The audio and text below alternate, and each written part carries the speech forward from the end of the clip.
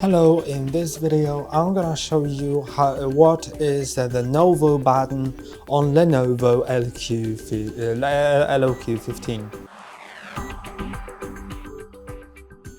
So the Novo button is the button that is hidden on the bottom of your device, and it is used to boot into the Novo menu, which allows you to choose normal startup, BIOS, like enter to BIOS, boot menu, system recovery or diagnostics. And to boot into the Novo menu, you need to go to the back of your laptop, the bottom of your laptop, and you'll see this hole right here, and you just need to insert any needle in that and until it clicks. Now it has clicked. You can see it lights up, like the laptop has lit up. So now I'm gonna place it here again.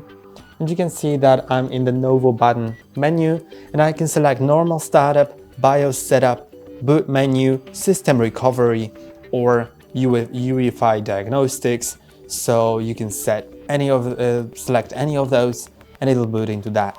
So I'm gonna go to BIOS, and that's all for today. Don't forget to like and subscribe. See you next time.